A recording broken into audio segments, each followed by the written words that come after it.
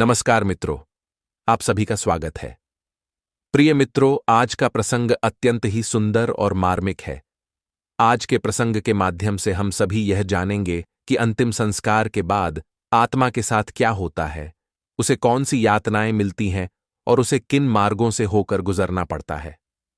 मित्रों, जैसा कि आप सभी जानते हैं कि मृत्यु संसार का सबसे कठोर और अटल सत्य है।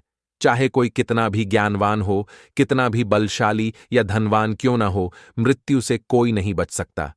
यह एक ऐसा अटल सत्य है जिसे हर कोई जानता है, परंतु बहुत कम लोग इसे स्वीकार कर पाते हैं। जीवन की चकाचौंध में हम इसे अक्सर भूल जाते हैं, परंतु जब कोई अपना हमें छोड़कर चला जाता है, तब हमारे मन में असंख्य प्रश्न उठते हैं। वह कहाँ गया?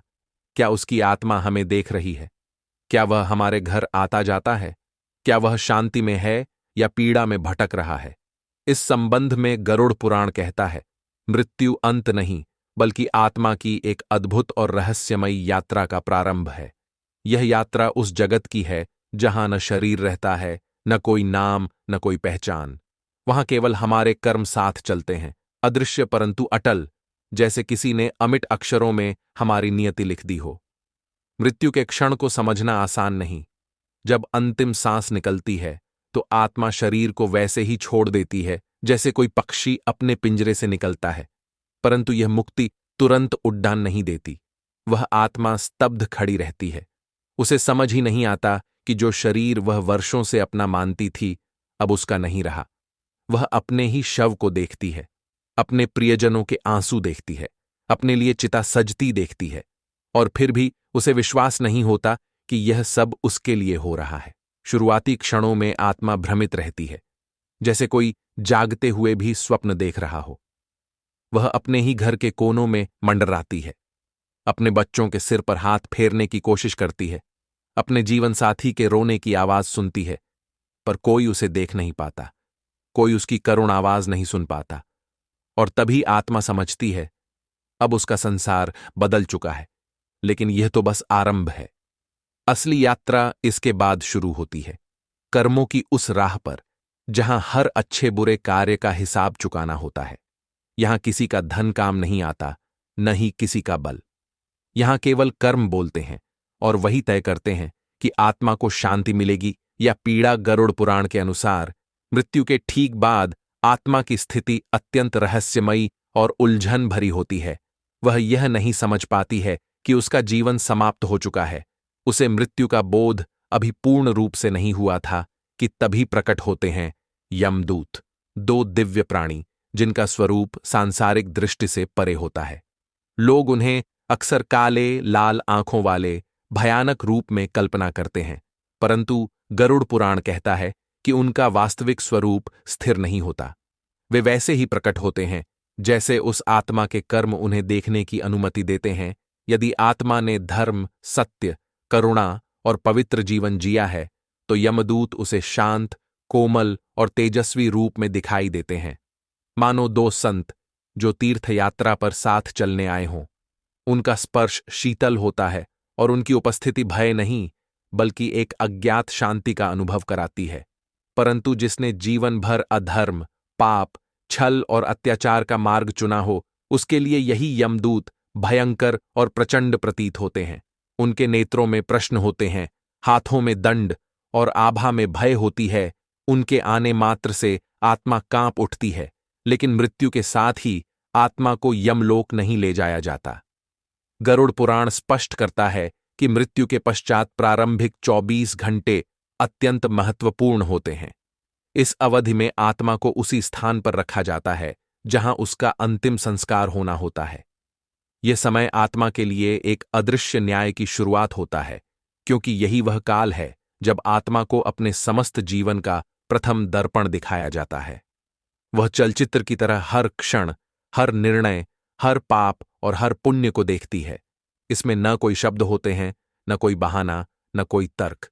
जो तुमने भुला दिया, जो तुमने हंसी मजाक में किया, जो छोटी सी चोरी समझकर टाल दिया, जो झूठ बोलकर छिपा लिया, सब सामने आता है। हर स्मृति अब ऊर्जा के रूप में आत्मा को घेर लेती है। इस पहले दर्शन में आत्मा को कोई दंड नहीं दिया जाता, परंतु उसे यह एहसास करा दिया जाता है कि उसके कर्म अब स्वतंत्र नहीं हैं, वे उसके भाग्य का मार्ग तय करेंगे। और यही यमदूत का पहला कार्य होता है, सत्य का आरंभिक परिचय। गरुड़ पुराण के अनुसार मृत्यु के तुरंत बाद आत्मा जिस प्रक्रिया से गुजरती है वह दंड नहीं होती, वह एक दर्पण होती है, एक ऐसा अदृश्य दर्पण जिसमें आत्मा खुद को वैसा देखती है जैसी वह वास्तव में थी। वहां न कोई छल होता है, न कोई आडंबर, न दूसरों को दिखाने के लिए मुस्कान, न अपने पापों को छिपाने के लिए बहाने। बस सत्य का उजाला होता है। यह सब उसी समय घटित होता है जब शरीर अग्नि को समर्पित किया जा रहा होता है। चिता जल रही होती है, लोग विलाप कर रहे होते हैं, अग्नि की लपटें देह को भस्म कर रही होती हैं, लेकिन आत्मा उस अग्नि को नहीं देख रही होती। उसकी दृष्टि किसी और अग्नि पर टिकी होती है, अपने कर्मों की आग पर। वह देख रही होती है कि किसके लिए उसने जीवन भर आंसू बहाए और किसके लिए आंसू बहने दिए, किसके लिए त्याग किया और किसके लिए छल, कौन सा क्षण प्रेम से भरा था और कौन सा स्वार्थ से। गरुड़ पुराण यह भी कहता है कि अंतिम संस्कार के समय आत्मा अपने घर वालों के अत्यंत समीप रहती है। वह उनके मन की हर बात सुन सकती है, जो शब्दों में नहीं कहते वह भी। वह उनके आंसुओं की कंपी महसूस कर सकती है, उनकी सांसों की घुटन सुन सकती है। लेकिन सबसे बड़ा दुख यह होता है कि वह कुछ कर नहीं सकती। सोचिए, एक मां की आत्मा अपने बेटे को फूट फूट कर रोते देख रही है, पर वह उसे गोद में नहीं उठा सकती। एक पत्नी की आत्मा अपने पति को उसके कपड़े समेटते देख रही है, पर वह उसे रोक नहीं सकती। एक पिता की आत्मा देख रही है कि उसके बच्चे एक दूसरे को संभाल रहे हैं, पर वह उनका हाथ पकड़ नहीं सकता। इसीलिए कहा जाता है, संस्कार का समय, प्रार्थना का समय और मौन का समय आत्मा के लिए सबसे गहन, सबसे भारी और सबसे निर्णायक होता है। इस समय यदि परिजन कलह करें, रोने धोने से वातावरण भारी करें, तो आत्मा और अधिक भ्रमित हो सकती है। परंतु यदि वे शांति का जाप करें, मंत्रों का उच्चारण करें, प्रार्थना करें, तो आत्मा को थोड़ी दिशा मिलती है। उसे लगता है कोई उसे सही राह दिखा रहा है। फिर जब चिता की आग शांत होने लगती है, रात अपनी चादर बिछाती है और अंतिम अंगारे राख में बदलने लगते हैं, तब यमदूत आत्मा के पास आते हैं। उनका स्वर कठोर नहीं होता, बस इतना कहते हैं, अब चलो, तुम्हें अपने कर्मों के पथ पर आगे बढ़ना है। आत्मा उस क्षण एक बार फिर अपने घर को देखती है, वह घर जहां उसने जन्म लिया था, जहां उसकी हंसी गूंजी थी, जहां प्रेम था, क्रोध था, मोह था और कितनी ही अधूरी इच्छाएं थीं। वह एक एक कोना देखती है, जैसे कोई अपने सबसे प्यारे दृश्य को अंतिम बार आंखों में भर ले, और फिर वह समझ जाती है, अब यह सब सिर्फ स्मृति है। यहीं से शुरू होती है आत्मा की रहस्यमयी यात्रा, 31 दिनों की वह यात्रा, जहां हर पड़ाव उसके कर्मों से जुड़ा होता है, जहां हर दिन उसका न्याय थोड़ा थोड़ा स्पष्ट होता है। जब यमदूत आत्मा को लेकर आगे बढ़ते हैं, तो वे उसे किसी दृश्यमान मार्ग पर नहीं ले जाते। वह मार्ग स्थूल नहीं होता, वह एक सूक्ष्म पथ होता है, जहां कोई शरीर नहीं होता, न मिट्टी के रास्ते होते हैं, न कोई धरती का स्पर्श। वहां सिर्फ स्पंदन होते हैं, आवृत्तियां होती हैं, और सबसे गहरी बात, कर्मों की गंध होती है। हर आत्मा अपने कर्मों की उसी गंध को अपने साथ ढोती है, और वही उसकी दिशा तय करती है। लेकिन आत्मा को मृत्यु के तुरंत बाद यमलोक नहीं ले जाया जाता। गरुड़ पुराण स्पष्ट कहता है कि पहले 13 दिन आत्मा पृथ्वी लोक के आसपास ही रहती है। यही वह समय है जब वह अपने ही घर में अपने प्रियजनों के बीच अदृश्य रूप में मौजूद रहती है। वह देखती है कि कौन सच में टूट चुका है और कौन दिखावे के आंसू बहा रहा है, कौन उसकी अनुपस्थिति में बिखर रहा है और कौन उसके जाने की प्रतीक्षा में था। इन 13 दिनों को पिंडदान, तर्पण और श्राद्ध की प्रक्रिया से शुद्ध किया जाता है। यह केवल एक रस्म नहीं है, यह आत्मा को दिशा देने वाला मार्गदर्शन है। गरुड़ पुराण कहता है कि यदि इस समय परिजन शुद्ध मन, सच्चे भाव और श्रद्धा के साथ आत्मा की शांति के लिए प्रार्थना करें, तो आत्मा को राह मिलती है। वह समझती है कि अब उसे आगे बढ़ना है। लेकिन यदि इस दौरान घर में कलह हो, उपेक्षा हो या केवल औपचारिकता निभाई जाए, तो आत्मा भ्रमित हो जाती है।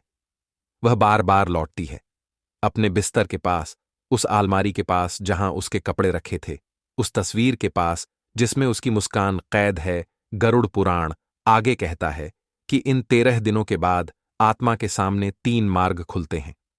कौन सा मार्ग मिलेगा? यह उसके जीवन में किए गए कर्म तय करते हैं। पहला मार्ग है अर्च्य मार्ग।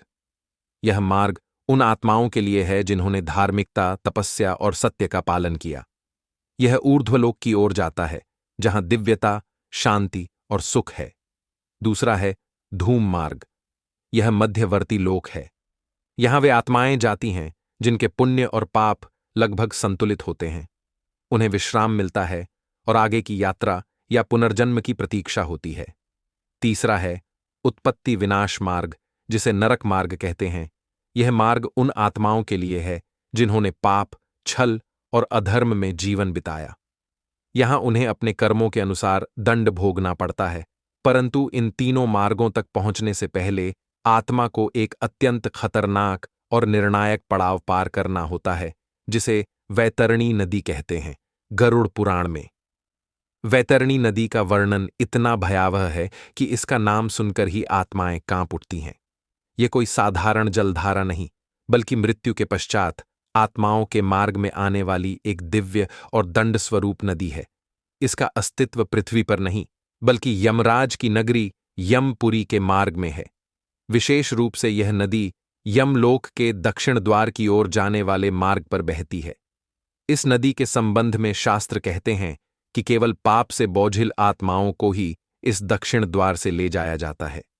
यही कारण है कि वैतरणी को अक्सर पापी आत्माओं की नदी कहा जाता है, जिन्होंने जीवन में धर्म, सत्य और पुण्य के मार्ग का अनुसरण किया। उन्हें यमलोक के अन्य द्वारों से ले जाया जाता है। ऐसे पुण्यात्माओं को वैतरणी जैसी यातना का सामना नहीं करना पड़ता।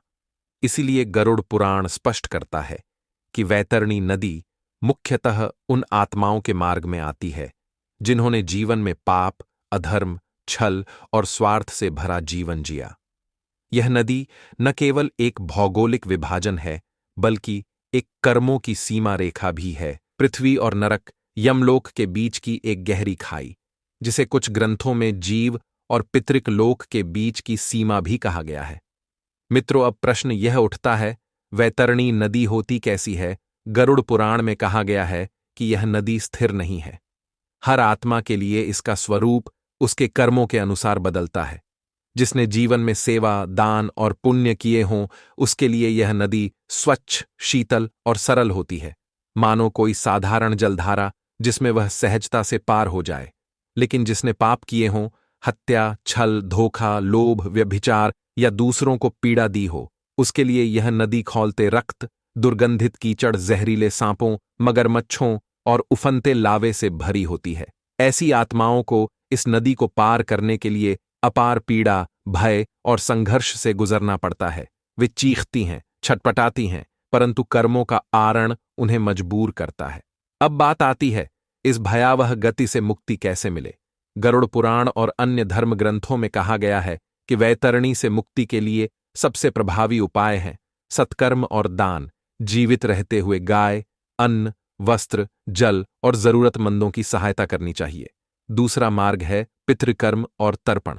मृत्यु के बाद परिजनों द्वारा किए गए पिंडदान और तर्पण वैतरणी को पार करने में सेतु का कार्य करते हैं। और तीसरा है प्रार्थना और जाप।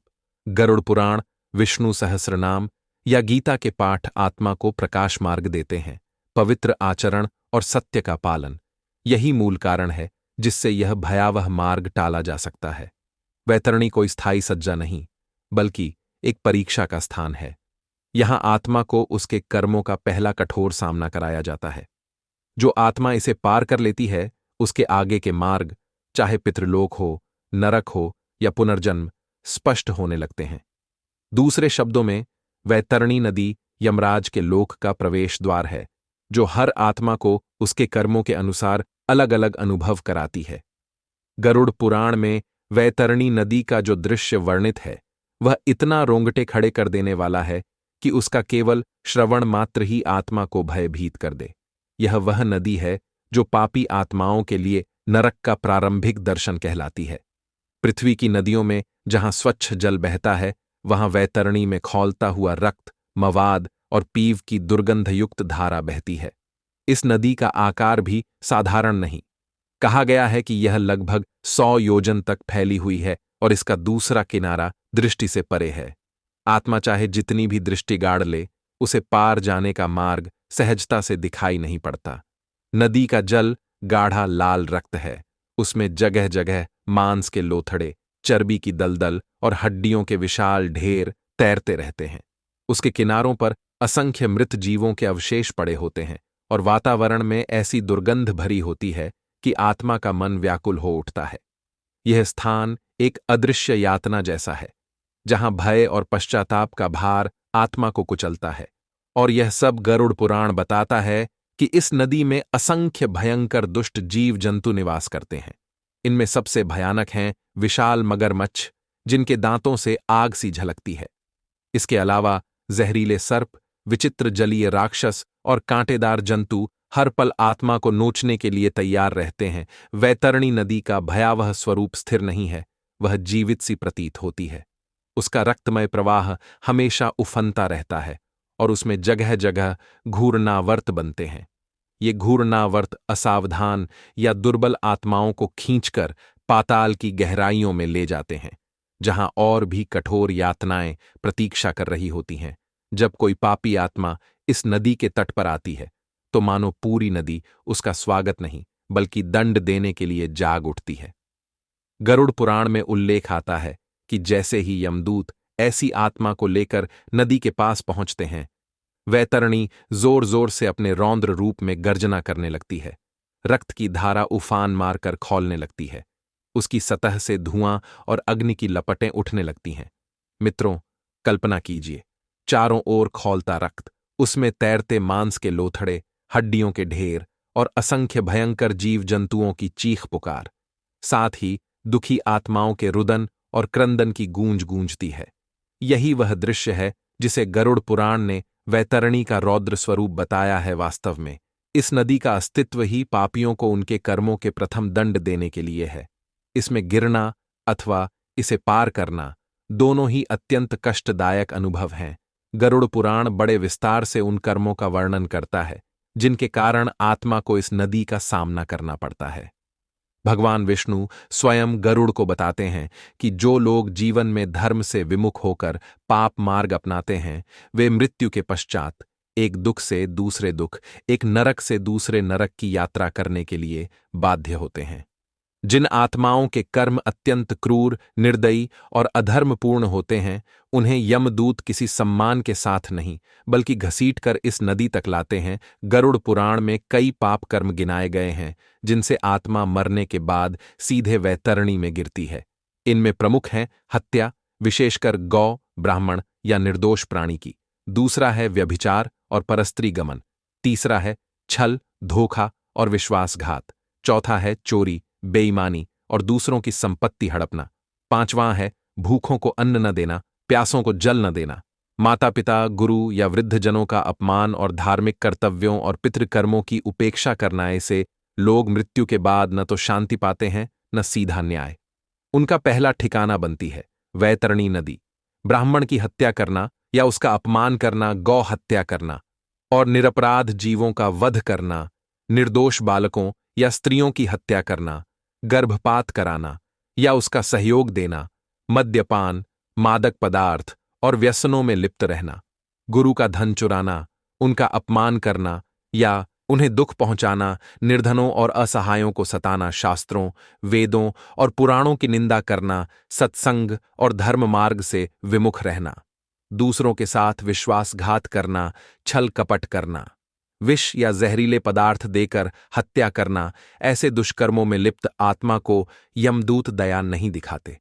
वे उसे रस्सियों से बांधकर, लाठियों और त्रिशूलों से प्रहार करते हुए यम मार्ग पर खींचते हैं। वह आत्मा चीत्कार करती है, विलाप करती है, परंतु उसके क्रंदन को कोई सुनने वाला नहीं होता। वैतरणी नदी उसी अधर्म और क्रूरता का दर्पण है जो उसने जीवन में रची थी। जब पापात्मा इस नदी तक पहुंचती है तो नदी का स्वरूप उसके पापों के समान ही भयानक हो उठता है। खौलते रक्त से भरी यह नदी जगह जगह मांस के लोथड़ों, हड्डियों और चर्बी के दलदल से भरी होती है। उसकी दुर्गंध आत्मा के होश छीन लेती है। पापियों के लिए यह नदी भयंकर दंड का प्रथम चरण बनती है। उन्हें इसमें धकेल दिया जाता है। वे तैरने का प्रयास करते हैं, परंतु भंवर उन्हें खींचकर गहराइयों में ले जाते हैं। परंतु दूसरी ओर गरुड़ पुराण यह भी कहता है कि जिन्होंने जीवन में सत्य, अहिंसा, दया, दान और धर्म का पालन किया, जिन्होंने माता पिता, गुरु और समाज का आदर किया, उनके लिए यही नदी सामान्य स्वच्छ जल की तरह शांत हो जाती है। कुछ मान्यताओं के अनुसार धर्मात्माओं के लिए इसका जल अमृत के समान प्रतीत होता है। वे इसे सरलता से पार कर लेते हैं, या उनके मार्ग में यह नदी आती ही नहीं। इस रहस्य का मूल सिद्धांत यही है कि जैसे हमारे कर्म, वैसा ही हमारे अनुभव का स्वरूप बनता है। मित्रों, कहने का तात्पर्य यह है कि पुण्य की दृष्टि से जो नदी मोहक है, पाप की दृष्टि से वही भयानक नारकीय यातना बन जाती है। वैतरणी नदी को पार करना पापी आत्माओं के लिए सरल नहीं है, बल्कि यह तो उनके दंड का ही एक भाग है। जिन आत्माओं ने जीवन में कोई सत्कर्म या पुण्य अर्जित नहीं किया, उन्हें यमदूत इस नदी के किनारे छोड़ देते हैं और उस पार यमपुरी तक पहुंचने के लिए आत्मा को स्वयं प्रयास करना पड़ता है। ऐसे पापी प्रेत जब भय से थरथराते हुए रक्त जल की इस आग उगलती नदी में उतरने का प्रयत्न करते हैं, तब उनके कष्टों की पराकाष्ठा शुरू होती है।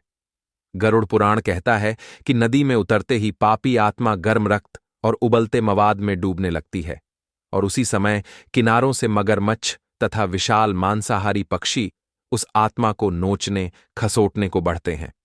चारों ओर भयंकर कीड़े उसके सूक्ष्म शरीर से चिपककर उसे पीड़ा देते हैं।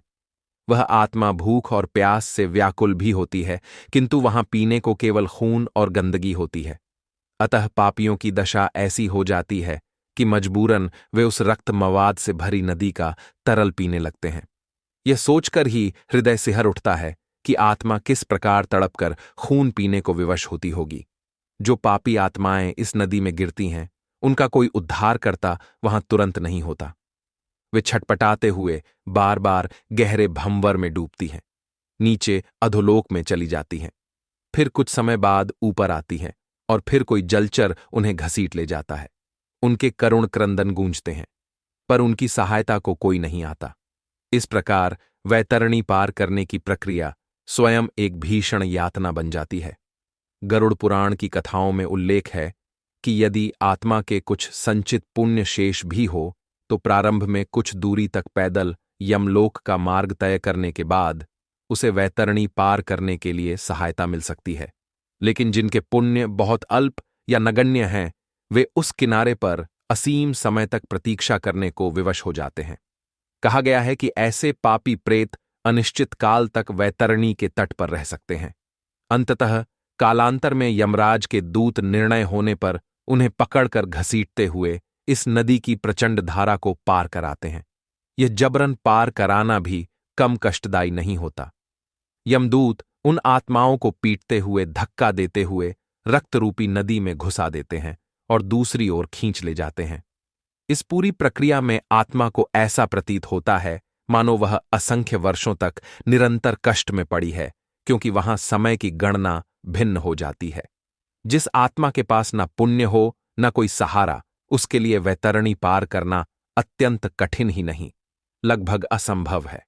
विशेष ध्यान देने योग्य बात यह भी है कि जब तक आत्मा वैतरणी पार नहीं करती, वह यमराज की सभा तक पहुंच ही नहीं सकती। यमलोक में प्रवेश के लिए यह चरण पूर्ण करना जरूरी है। यदि कोई आत्मा किसी कारणवश वैतरणी में ही अटकी रह जाए, जैसे कि उसके परिवारजन ने अंतिम संस्कार ना किए हो या उसे कोई सहायता ना मिली हो, तो ऐसी दशा में वह आगे नहीं बढ़ पाती। ऐसी आत्माएं न यमपुरी पहुंच पाती हैं, न वापस पृथ्वी लोक पर जन्म ले सकती हैं। वे एक प्रकार से बीच में ही अटकी रह जाती हैं और प्रेत योनि में भटकती हैं। इसीलिए हिंदू धर्म में मृत्यु के बाद तुरंत अंत्येष्टि और तदंतर श्राद्ध आदि कर्म करने पर बहुत जोर दिया गया है, ताकि कोई आत्मा अस्थायी रूप से हम भटकने को बाध्य ना हो। दुनिया में कोई तारणहार ना हो तो वैतरणी जैसी नदी को पार करना असंभव है, परंतु ईश्वर ने करुणावश कुछ उपाय बताए हैं जिनकी बदौलत आत्मा इस भयावह नदी को पार कर सकती है। गरुड़ पुराण के उपदेश अनुसार जीवन में किए गए पुण्य कर्म ही मरने के बाद वैतरणी पार कराने में असली सहायक होते हैं। जिन लोगों ने अपने जीवन में दान पुण्य किए हो, वे इस नदी को अपेक्षाकृत आसानी से पार कर जाते हैं।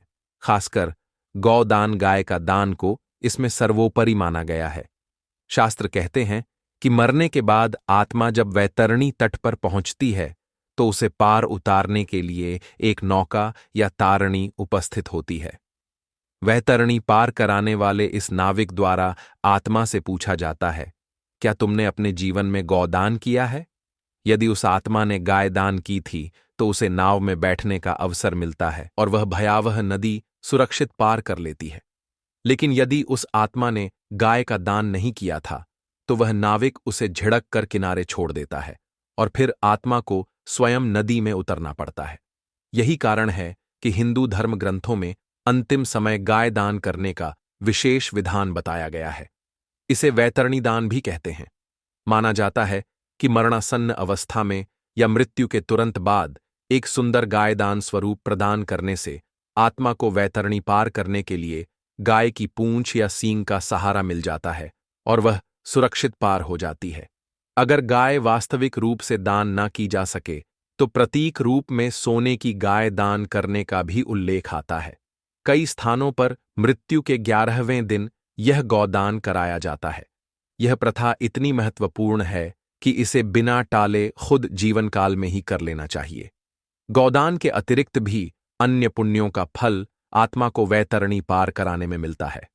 गरुड़ पुराण में कहा गया है कि जिस व्यक्ति ने अन्नदान, वस्त्रदान, धन का दान, अर्चना या यज्ञ आदि कुछ भी सत्कर्म किए हैं, उन पुण्यों के फल स्वरूप उसे किसी न किसी प्रकार की सहायता इस यात्रा में मिल जाती है। कभी उसे स्वतः एक नाव मिल जाती है या कोई देवदूत राह दिखा देता है। जिनके पुण्य अधिक हैं वे तो दिव्य नौका में सहज पार हो जाते हैं। वास्तव में अच्छे कर्म जीवन में एक पुल का कार्य करते हैं जो इस भयावह नदी के आर पार जुड़ जाता है। हिंदू धर्म ग्रंथों में यह भी कहा गया है कि यदि मरते समय व्यक्ति भगवान का नाम स्मरण करता हुआ अथवा किसी सद्गुरु की शरण में प्राण त्यागे तो उसकी गति सरल हो जाती है। गरुड़ पुराण में उल्लेख है कि यदि पापी भी सच्चे गुरु का अनुयायी रहा हो तो वह गुरु कृपा से उसका हाथ पकड़कर सहानुभूति एवं शक्ति प्रदान करके इस नदी को पार करा सकता है। गुरु या ईश्वर की भक्ति अंततः जीव को उस परम सत्ता से जोड़ देती है जिसका प्रकाश घोर अंधकारमय वैतरणी को भी पार कराने में सक्षम है। यदि कोई व्यक्ति जीवन में यह पुण्य न कमा पाया हो तो उसके परिजनों के लिए धर्मशास्त्रों में निर्देश है कि वे श्राद्ध आदि उपायों द्वारा दिवंगत आत्मा को बल प्रदान करें। गरुड़ पुराण स्वयं कहता है कि अपने हाथ से किए हुए दान पुण्य सर्वोत्तम फल देते हैं। यदि बीमारी की अवस्था में या मरते समय व्यक्ति कुछ दान करे तो वह भी कुछ हद तक 100 गुना फल देता है। किंतु यदि मरने के बाद पुत्र आदि परिजन उसकी ओर से दान करते हैं तो वह मात्र साधारण फल ही देता है। इसलिए बुद्धिमानी इसी में है कि मनुष्य जीवित रहते हुए ही धर्म कार्य करे। पर यदि किसी कारणवश जीव ने यह नहीं किया तो उसके परिवारजन गाय का दान, तिल, नमक, लोहे का बर्तन, भूमि, अन्न, घी आदि का दान मृतक के निमित्त कर सकते हैं। इन दानों को गरुड़ पुराण में अत्यंत कल्याणकारी बताया गया है। विशेषकर नमक का दान तो परलोक के द्वार खोलने वाला कहा गया है। श्राद्ध कर्म में पिंडदान, गंगा जल और तुलसी दल आदि के माध्यम से भी पितृ आत्मा को शांति दी जाती है। ऐसी मान्यता है कि इन कर्मों से आत्मा को कुछ तृप्ति मिलती है और वह अपने दुखद सफर को आगे बढ़ा पाती है। यदि परिवारजन यह कर्तव्य ना निभाएं तो संभव है आत्मा वैतरणी के तट पर लंबे समय तक तरसती रह जाए। अतः गरुड़ पुराण ने चेतावनी दी है कि मरणोत्तर कर्मों के भरोसे ना रहें, जीवन में ही सत्कर्म करके रखें। आजकल धर्मशास्त्रों में वर्णित एक व्रत भी प्रचलित है जिसे वैतरणी व्रत कहते हैं। मार्ग शीर्ष मास के कृष्ण पक्ष की एकादशी को किया जाता है। इस व्रत में भगवान की पूजा के साथ गाय की पूजा कर उसे दान किया जाता है। माना जाता है कि इस व्रत को करने से मनुष्य अपने जीवन काल में ही वैतरणी पार करने का आशीर्वाद प्राप्त कर लेता है।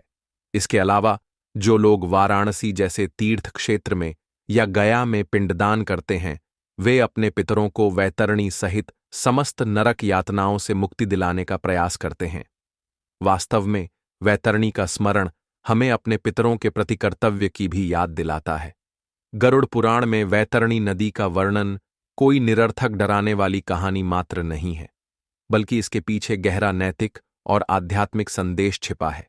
वैतरणी को पार करना ही मोक्ष या स्वर्ग प्राप्त करने का एक कदम है। यदि आत्मा इस बाधा को पार कर लेती है तो आगे यमराज के दरबार में उसके कर्मों का न्याय होता है और फिर उसे स्वर्ग या नरक जहां भी नियुक्त किया जाए वहां भेज दिया जाता है। लेकिन वैतरणी में डूब जाना यह दर्शाता है कि जीव को अपने पापों का भोग भोगे बिना मुक्ति नहीं मिल सकती। ऐसी भयानक यातना का वर्णन शास्त्र इसीलिए करते हैं ताकि जीवित रहते हुए हम पाप कर्मों से दूर रहे। गरुड़ पुराण साफ चेतावनी देता है कि अधर्म के मार्ग पर चलने का परिणाम कितना दुखद हो सकता है।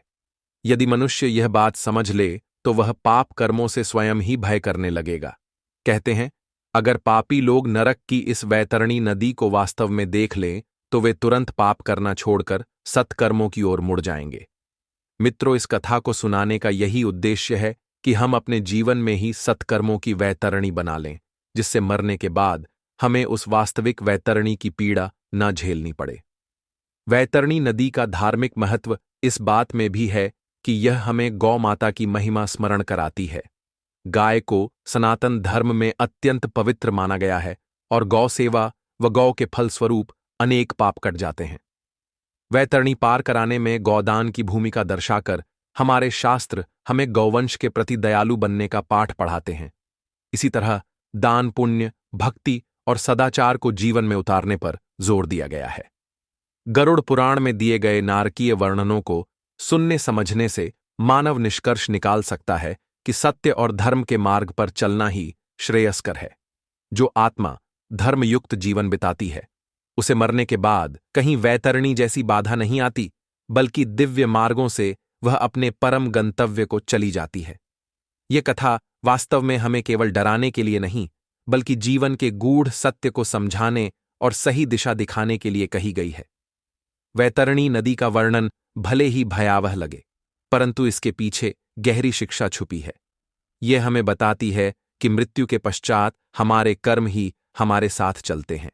अच्छे या बुरे, हर कार्य का प्रतिफल हमें अवश्य भोगना पड़ता है।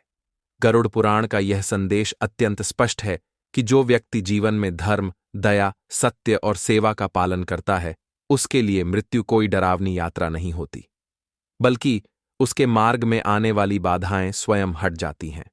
भगवान के नाम का स्मरण, सच्चा प्रायश्चित और सभी जीवों में ईश्वर के दर्शन करना ही वह वास्तविक साधन है जो हमें हर प्रकार के कष्ट और नरक से बचा सकता है। शास्त्रों में अनेक बार यह बात कही गई है कि यदि किसी से भूलवश पाप भी हो जाए तो सच्चे मन से प्रायश्चित करने और ईश्वर की शरण में जाने से उन पापों का निवारण संभव है। जो व्यक्ति जीवन भर प्रभु का नाम जपता है, दूसरों को कष्ट नहीं देता और सदैव परोपकार में लगा रहता है, उसे वैतरणी जैसी भयानक नदियों से गुजरने का भय नहीं रहता। वास्तव में वैतरणी नदी का यह प्रतीकात्मक चित्रण हमें यह संदेश देता है कि संसार में हर क्षण मूल्यवान है। जब तक प्राण विद्यमान है, तब तक हमारे पास अपने जीवन को सुधारने का अवसर है। हमें सत्कर्मों की धारा बहानी है। सत्य बोलना, दूसरों की सेवा करना, अन्नदान, गौदान, विद्यादान, जरूरतमंदों की मदद करना और हर प्राणी के प्रति करुणा रखना ही वास्तविक पुण्य है। यही पुण्य हमारे मृत्यु उपरांत के मार्ग को प्रकाशमय करेगा। प्रिय श्रोतागण, यह कथा हमें यह भी सिखाती है कि भय से नहीं, बल्कि ज्ञान और भक्ति से मुक्ति का मार्ग प्रशस्त होता है। वैतरणी जैसी भयानक नदियां केवल पापियों के लिए ही विकराल रूप धारण करती हैं। धर्मात्माओं के लिए वही नदी अमृतमयी और सरल हो जाती है। यही कारण है कि कहा जाता है, धर्म में शक्ति है, भक्ति में बल है और सत्कर्म ही आत्मा के लिए वास्तविक संपत्ति है। तो क्यों ना हम आज ही संकल्प लें कि इस जीवन को व्यर्थ नहीं जाने देंगे। हम अपने मन, वचन और कर्म को शुद्ध करेंगे। अनावश्यक विवाद, क्रोध, लोभ और ईर्ष्या को त्यागेंगे। धर्म का पालन करेंगे, दूसरों के लिए भलाई का दीपक जलाएंगे और ईश्वर के नाम को अपने हृदय का आधार बनाएंगे। ऐसा करने से न केवल मृत्यु के बाद का मार्ग सुगम होगा, बल्कि इस जीवन में भी शांति, सुख और संतोष की प्राप्ति होगी। मित्रों, वैतरणी नदी की इस भयावह कथा को सुनकर मन में स्वाभाविक डर पैदा होना भी संभव है। पर याद रखें, शास्त्र हमें डराकर दुखी करना नहीं चाहते, वे तो हमें सही राह दिखाना चाहते हैं। वैतरणी का चित्रण हमें हमारे कर्मों के परिणाम का एक जीवंत अनुभव कराता है। इससे प्रेरणा लें कि हमें ऐसे कर्म कभी नहीं करने हैं जो आगे चलकर हमारी आत्मा को वैतरणी जैसी दुर्गति झेलनी पड़े। आज हम अभी जीवित हैं, हमारे पास अवसर है कि हम पुण्य अर्जित करें, परोपकार करें, सच्चाई और करुणा का मार्ग अपनाएं। गौदान, अन्नदान, सेवा, प्रेम और भक्ति के साथ हम अपनी आत्मा के लिए अमृत जल की वैतरणी बना सकते हैं, जिसको पार करना फिर सरल व आनंददायक होगा। गरुड़ पुराण में भगवान विष्णु ने जो विवरण दिया वह हम सबके लिए चेतावनी भी है और कल्याण का मार्ग भी। यदि हम इसका सही अर्थ ले लें तो न केवल मृत्यु के बाद बल्कि इसी जीवन में भी शांति और सद्गति पा सकते हैं। प्रिय मित्रों, इस प्रकार से आज का यह दिव्य प्रसंग समाप्त हुआ।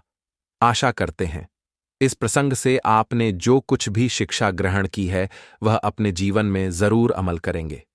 एक बार सच्चे मन से बोलिए, श्री हरि विष्णु की जय। प्रिय मित्रों, वीडियो देखने के लिए आप सभी का बहुत बहुत धन्यवाद।